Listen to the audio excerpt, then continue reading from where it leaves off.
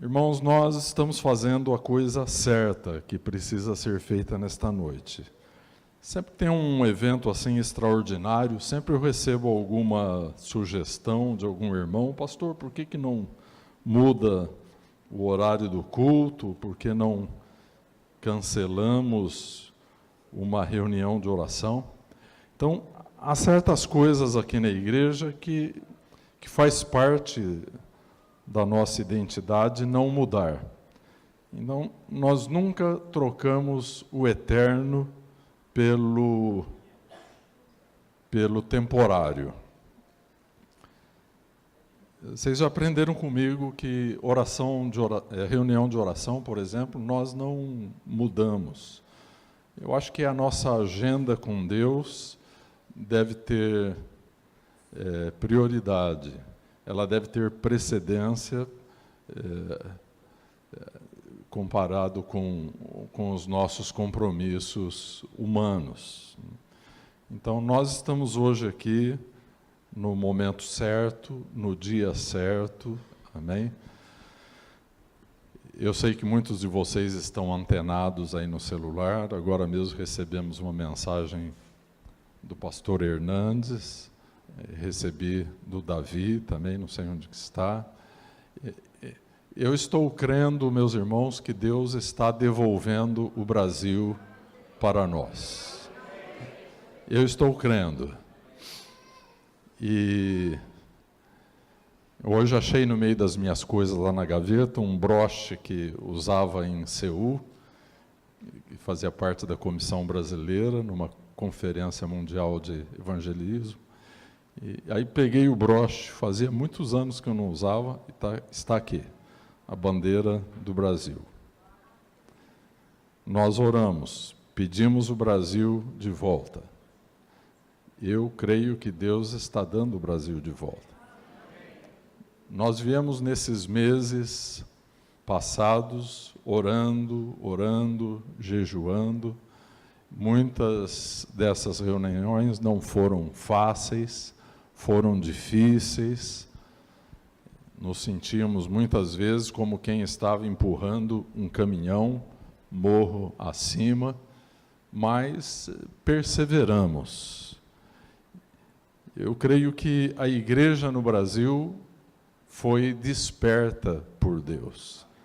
Porque o que está acontecendo, meus irmãos, é um movimento que se alastrou pelo Brasil afora. Nós não podemos nos iludir com homens, porque quem se ilude, se desilude também, e a desilusão é dolorosa. Mas os nossos olhos estão postos em Deus. Deus jamais vai nos decepcionar. Amém? Então, louvado seja Deus. Hoje, pela manhã, eu postei na rede dos líderes da igreja uma frase. Eu creio que essa frase deve ter chegado antes dos irmãos saírem para cumprir o seu dever civil, como eleitores. Mas eu postei uma frase de Martin Luther King, que disse assim: hoje é sempre o dia certo de fazer as coisas certas, de maneira certa. Depois será tarde. Há sabedoria nessa frase de Martin Luther King. Deus reservou um espaço muito pequeno para nós expressarmos a glória grande de Deus. E esse espaço tão pequeno, com uma dimensão tão diminuta, é o momento, são os momentos da nossa vida. Eu creio firmemente que nós precisamos resgatar a espiritualidade de cada momento presente que vivemos. Eu creio que hoje a igreja está fazendo história. Nós, como povo de Deus, não somos vítimas da história, nos foi dado pelo sacerdócio eterno de Jesus Cristo, nos foi dada a autoridade de fazer a história acontecer. Não foi somente com o voto que você depositou ali naquela urna eletrônica. Foi através de orações, intercessões, súplicas, jejuns.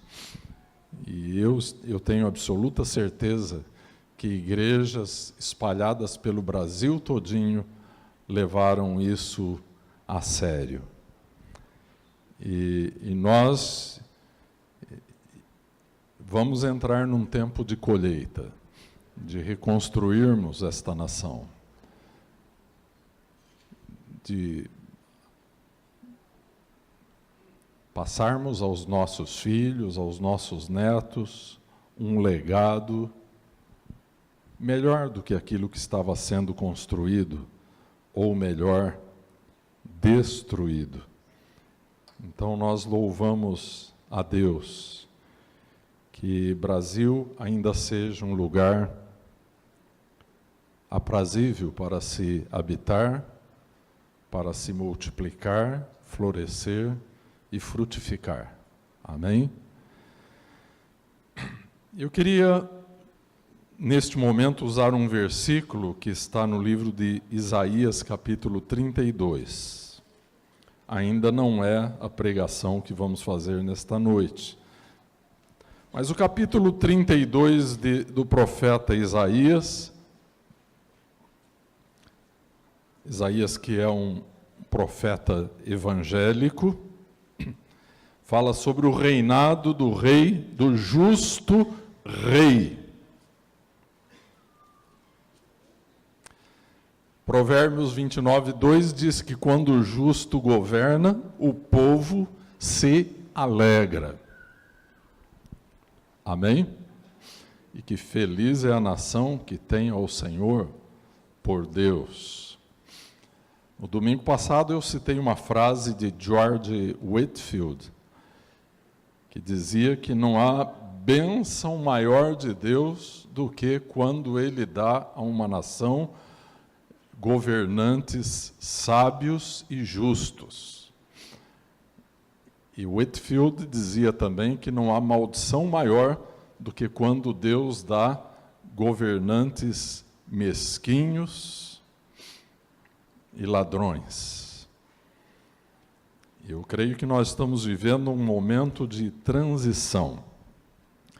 Eu não sei quantos notaram, mas no emblema da igreja, no logotipo da igreja que tem aqui na parede da quadra, está uma parte deste versículo, que diz assim: o efeito da justiça será paz, e o fruto da justiça, repouso e segurança para sempre. O meu povo habitará em moradas de paz, em moradas bem seguras e em lugares quietos e tranquilos. Amém? Esta é uma promessa messiânica, porque a palavra justiça, que em outras traduções, retidão, não se refere à justiça inerente aos homens, mas se refere à justiça que vem de Deus, a justiça que opera para a salvação, para a restauração. Então é sobre esta justiça que nós queremos falar.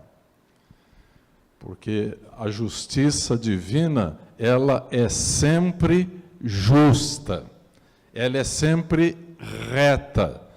Do ponto de vista humano já é diferente. Nós temos visto que no nosso Brasil, a iniquidade de gerações vai se transformando em leis. Então, do ponto de vista da Bíblia, nem tudo que é legal é justo.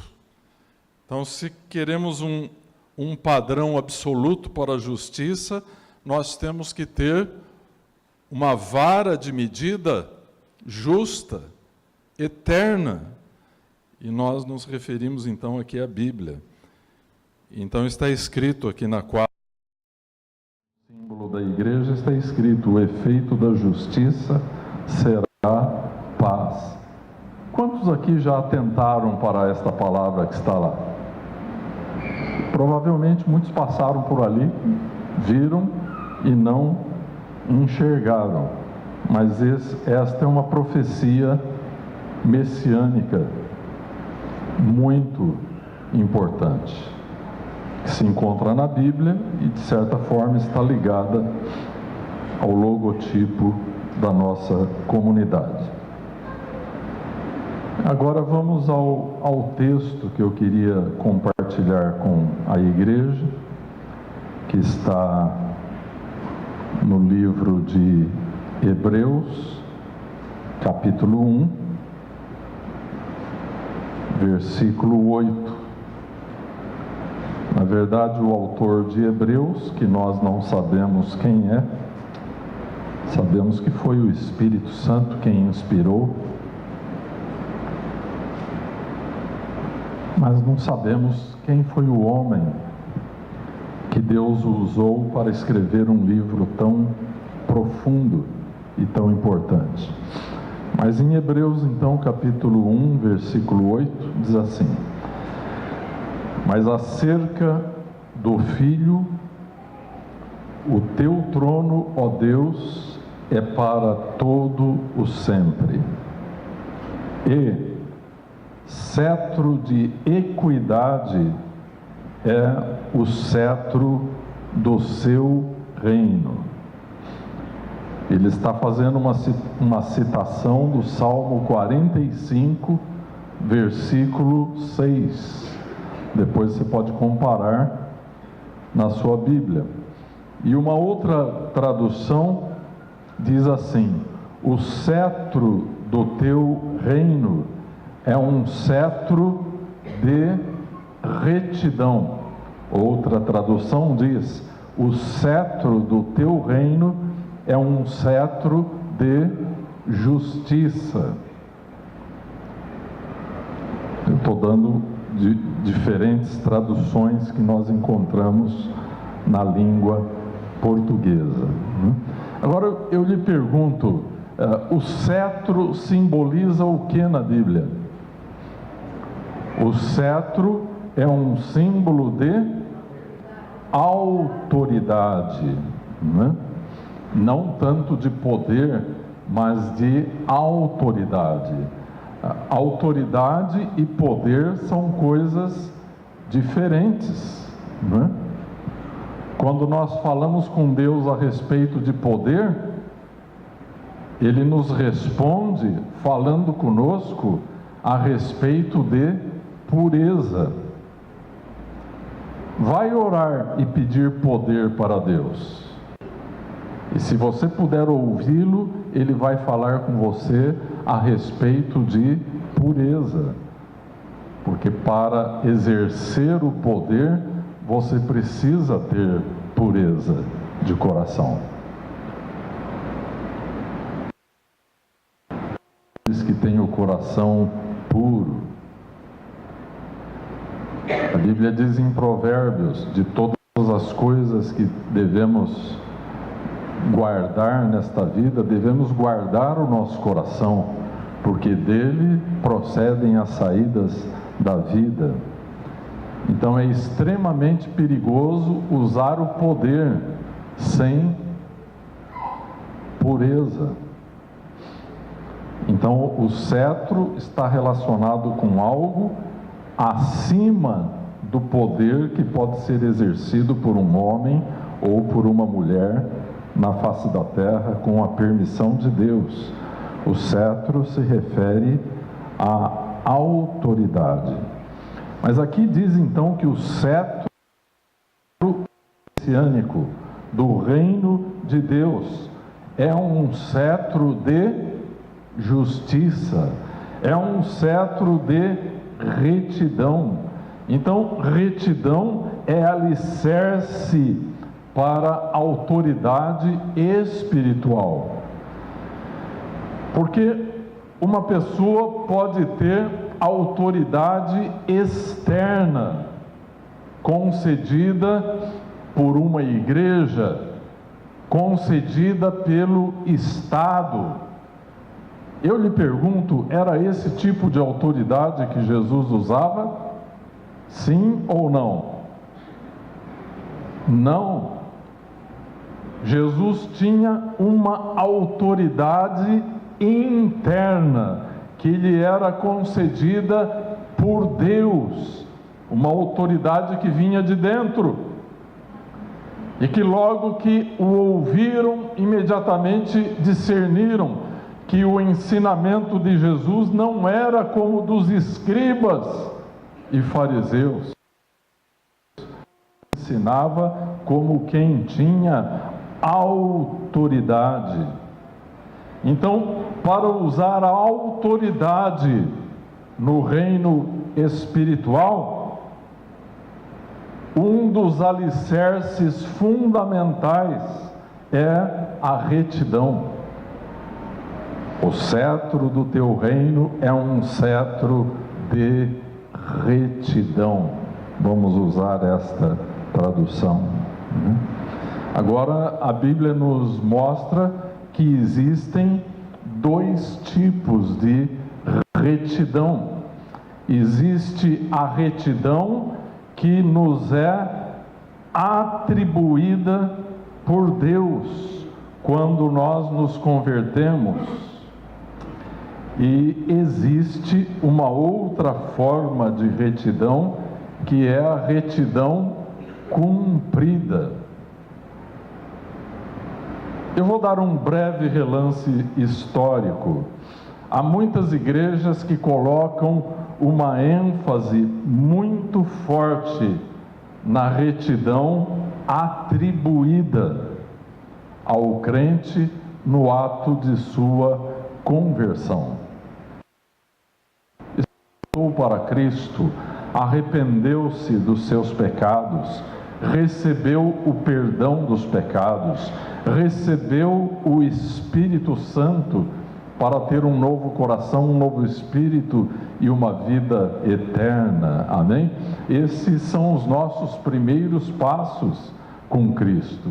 Então, é isso que os teólogos tradicionalmente chamam de justificação. O que é a justificação?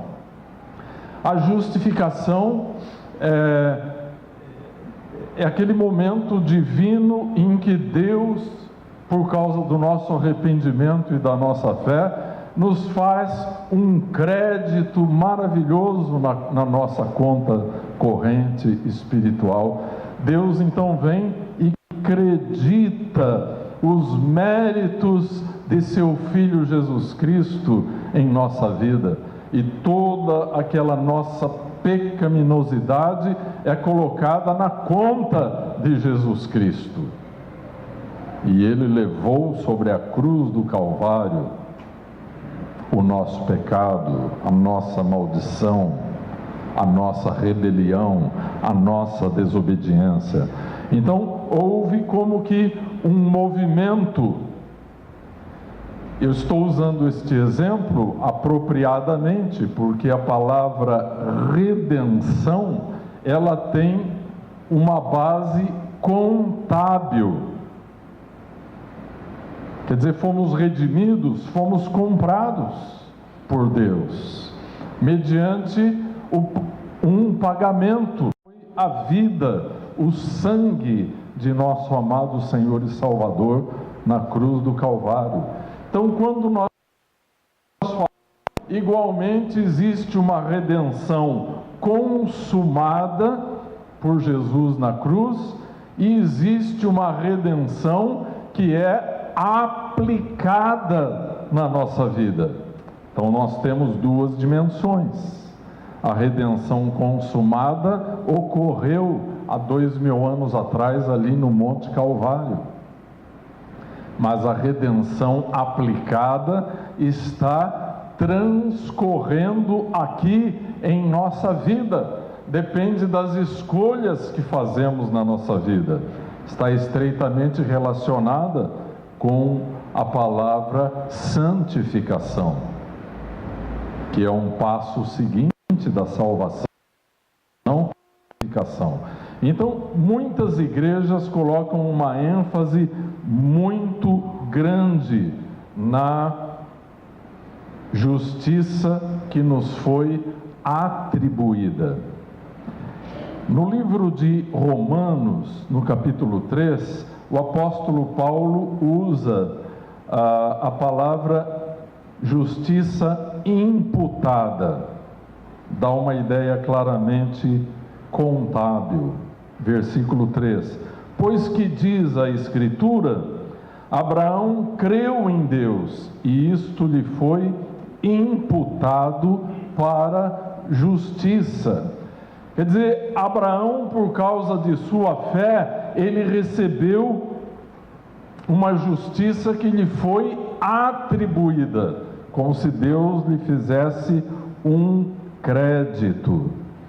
Agora vamos ver o versículo 5 do mesmo capítulo de Romanos. Mas ao que não trabalha, porém crê naquele que justifica o ímpio, a sua fé lhe é atribuída como justiça.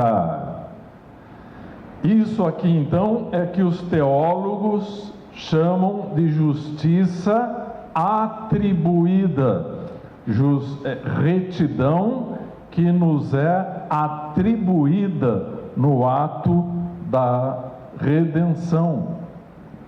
Amém?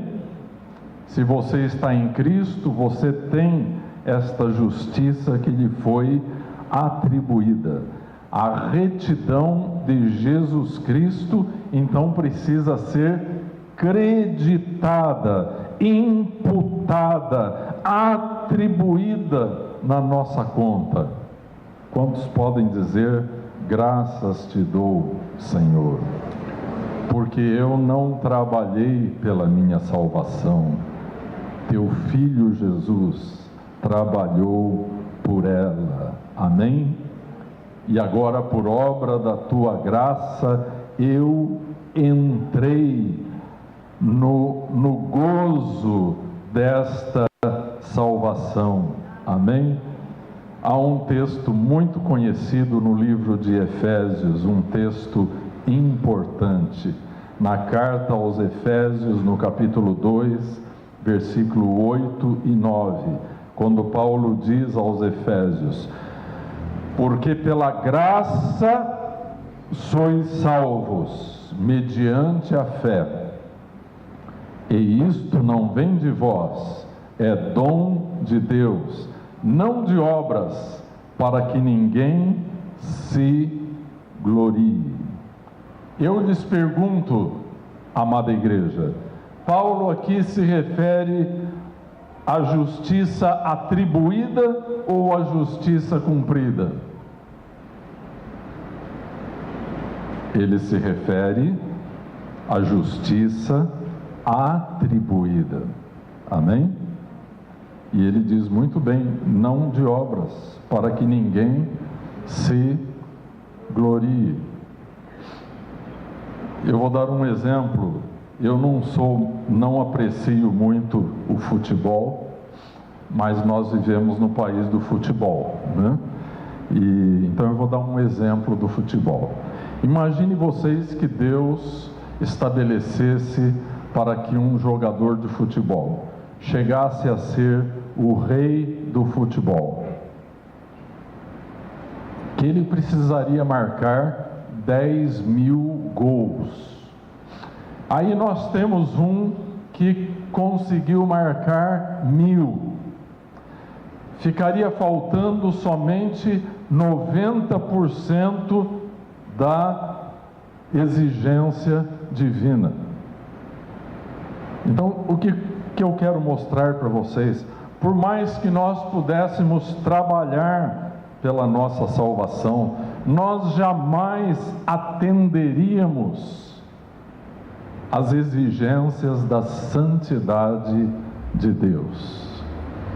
Então nós recebemos a justiça imputada por causa de nossa fé, a justiça de Jesus Cristo nos é creditada por sua morte, ressurreição e glorificação. Tá? E eu queria escolher um texto agora que nos fale da retidão cumprida.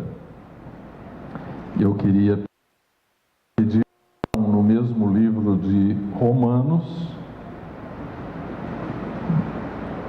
no capítulo 8 de Romanos. Por favor, encontre aí no capítulo 8 de Romanos, versículo 2 até o versículo 4.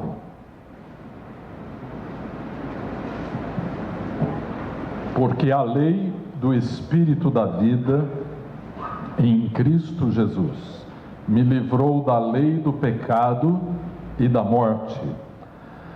Porquanto o que fora impossível à lei, no que estava enferma pela carne, isto fez Deus, enviando o seu próprio Filho em semelhança de carne pecaminosa, e no tocante ao pecado, e com efeito condenou Deus na carne o pecado, a fim de que o preceito da lei se cumprisse em nós, que não andamos segundo a carne, mas segundo o Espírito. Amém? Aqui agora as coisas começam a ficar um pouco mais claras, não é?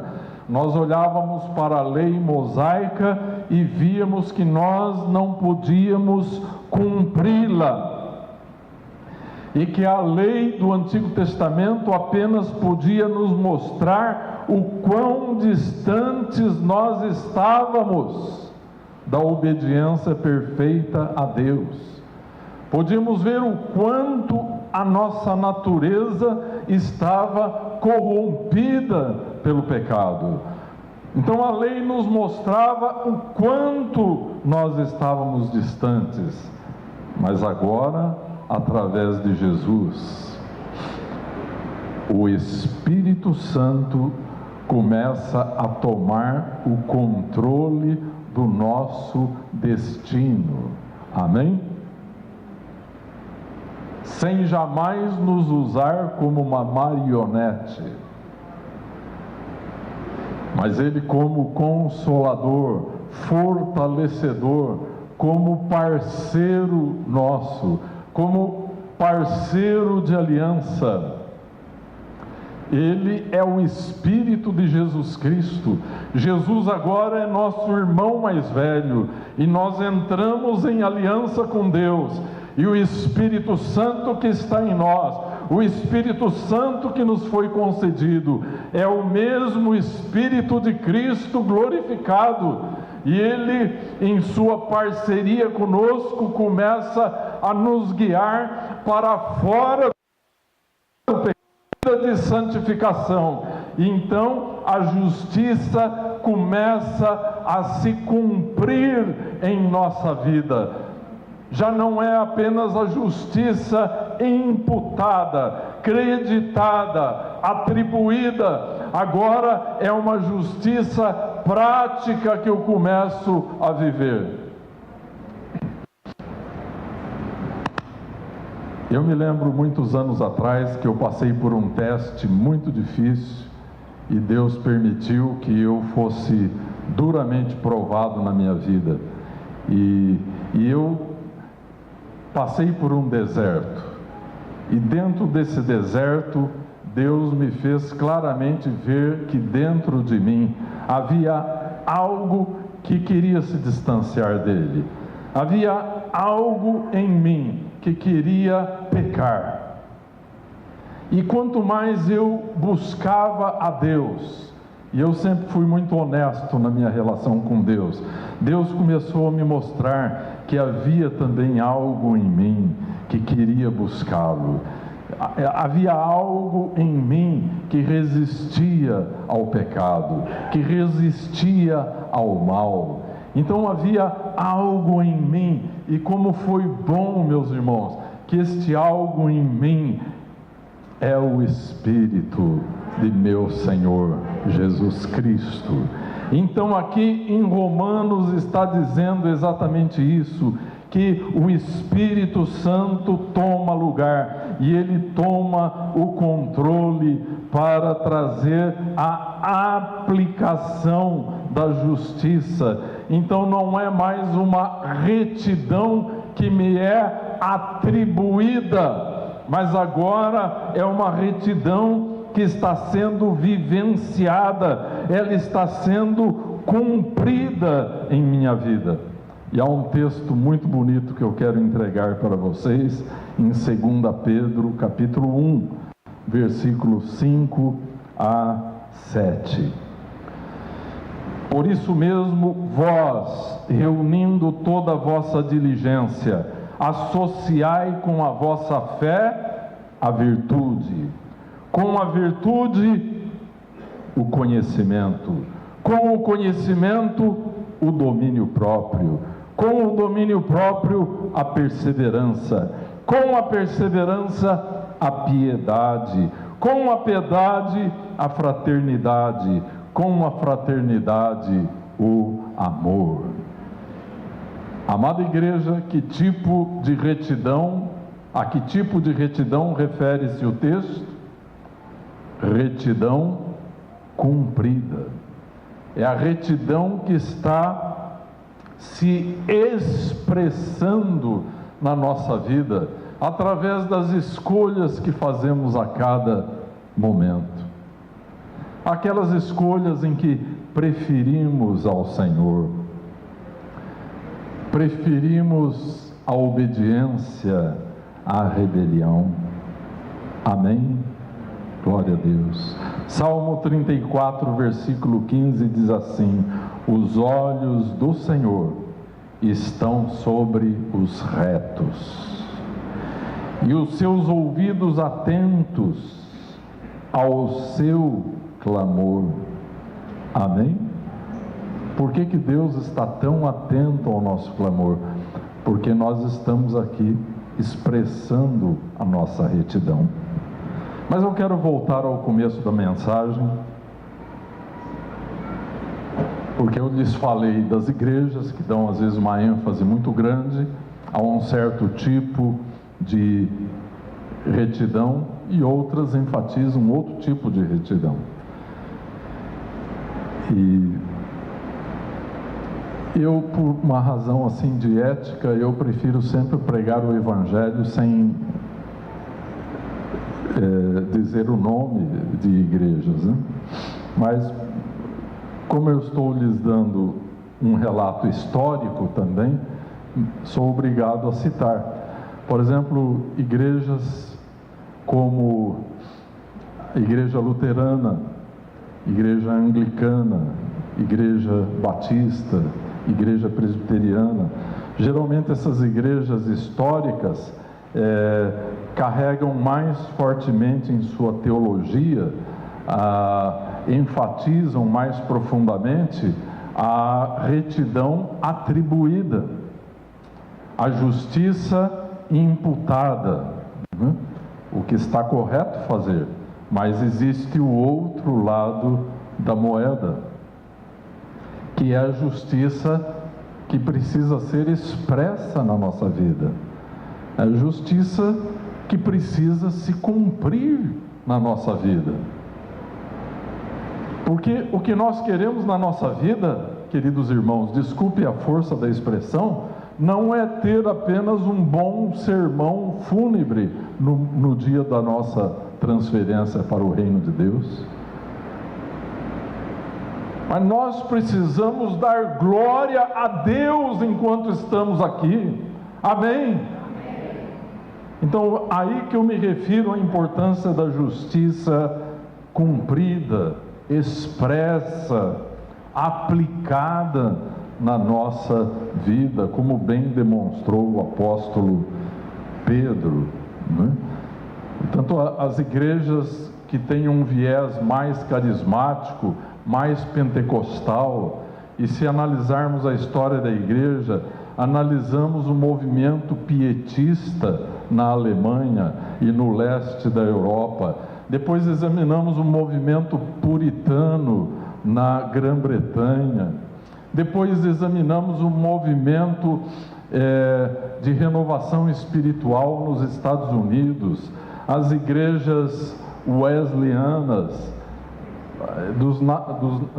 do Nazareno, todas essas igrejas com um viés mais voltado para a santificação, colocaram uma ênfase mais forte na justiça expressa, aplicada, cumprida na nossa vida. Porque afinal de contas, meus irmãos, o que Deus quer fazer de nós é verdadeiros adoradores e não somente bons teólogos. Não há mérito nenhum em conhecer a Bíblia se nós não formos capazes de obedecê-la. Aí corremos o risco de ficar que nem o diabo. O diabo conhece a Bíblia, mas é incapaz de obedecê-la. Eu me lembro, muitos anos atrás, quando nós estávamos iniciando esta igreja, uma vez, naquela época, apareciam muitas pessoas endemoniadas, e um certo dia tinha uma pessoa endemoniada. E como o demônio resistia, um dos irmãos teve uma ideia: pastor, vamos ler o Salmo 91 e o demônio sairá.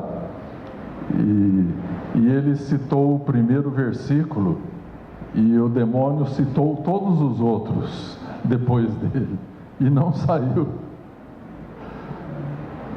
Meus irmãos, então o diabo, ele conhece a Deus, e a Bíblia diz que ele estremece diante do nome de Deus. Agora tem muitos crentes que não têm o temor de Deus. Há pessoas que Deus é apenas uma palavra no seu vocabulário religioso. Nós devemos até tomar um certo cuidado em pronunciar o nome de Deus com muita santidade, com muito respeito. Eu já lhes contei várias vezes que eu tive um professor de hebraico que me impressionou muito na minha vida, porque a matéria era difícil e as irmãs, as alunas, pelo amor de Deus, professor, dá uma prova fácil. E aí vinha uma repreensão dura e severa por parte dele. Como um hebraísta que ele era, não admitia que sequer o nome fosse pronunciado. Quando um judeu fala, por exemplo, Deus te abençoe, ele jamais vai usar a palavra Deus, ele vai falar Hashem te abençoe. Essa expressão hebraica, bendito seja o nome do Senhor, Baruch Hashem Adonai, né? Jamais vai usar o nome de Deus, por respeito, para não violar a palavra de Deus. Então veja, meus irmãos, que um dos graves problemas do cristianismo gospel dos nossos dias, um cristianismo que está cada vez mais parecido com o mundo, e uma das suas maiores debilidades é a perda do temor do Senhor. E aqui eu estou caminhando para o final desta reflexão, e há um dos salmos de Davi em que ele disse: se eu atentar para a iniquidade no meu coração, Deus não me ouvirá. Mas há poucos minutos eu citei Salmo 34:15, que diz que os olhos do Senhor estão e os seus ouvidos atentos ao seu clamor. Assim, meus irmãos, que eu quero encerrar dizendo para vocês 4 passos para recuperarmos a nossa retidão. Porque, voltando ao início, sem retidão, sem autoridade. E eu quero tocar num ponto muito doloroso para todos nós, mas é necessário que se faça. Você sabe por que muitos maridos não têm autoridade sobre as suas esposas? Por falta de retidão. Agora, não estou falando da retribuída. Vocês sabem que eu estou lhes falando da retidão cumprida, aplicada, expressa por aquilo que da retidão de Cristo pode ser visto na nossa vida. Eu quero perguntar a você, quando você marca um horário, você chega na hora? Você paga as suas contas em dia? Quando você faz uma promessa, você cumpre a sua promessa, não importa que seja para uma criança ou para um adulto? Como que está a expressão de sua retidão nesta vida? É sobre isso que nós estamos falando. Quando os pais não têm autoridade sobre os filhos, nós temos aí um descuido da parte destes pais no que se refere à retidão cumprida, aplicada, vivenciada, testemunhada. Os filhos estão vendo tudo o que você faz, o que você fala, e por fim, eles estão vendo o que você é dentro de casa. Nunca se impressione quando alguém te diz: lá está um homem de Deus, lá está uma mulher de Deus. Não se impressione com isso. Por fim, quem sabe mesmo se é ou não é, é a mulher, é o marido, são os filhos. É quem vão poder aferir se esta afirmação é correta ou não. Enfim, meus irmãos, eu quero finalizar com 4 passos que podem ser dados para quem quer recuperar a retidão prática da sua vida, como disse lá o apóstolo Pedro, na sua segunda epístola, capítulo 1, versículos 5 a 7. Primeiro ponto, didaticamente, eu vou lhes dar 4 pontos. Primeiro lugar, reconheça e confesse os seus pecados. Provérbios 28, 13 diz que aquele que encobre as suas transgressões nunca prosperará, mas aquele que as confessa e deixa alcançará misericórdia. Segundo ponto, faça restituições onde for possível. Às vezes não é mais possível fazer restituição, porque às vezes...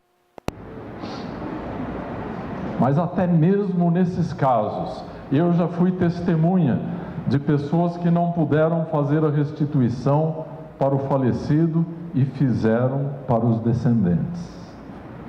É possível.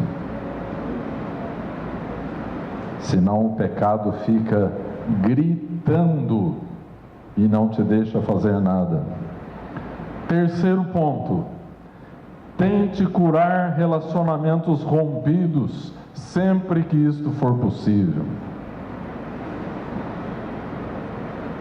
Jesus nos ensinou claramente que se nós viermos trazer a nossa oferta no templo e se nos lembrarmos de que alguém tem alguma coisa contra nós, deixe logo de fazer a sua oferta e corra para se reconciliar.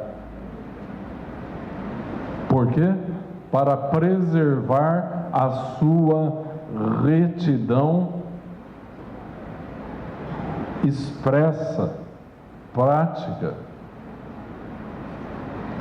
E finalmente, quarto ponto, perdoe total e completamente aos que transgrediram contra você. Há muitos crentes que dizem, mas pastor, eu não sinto de perdoar.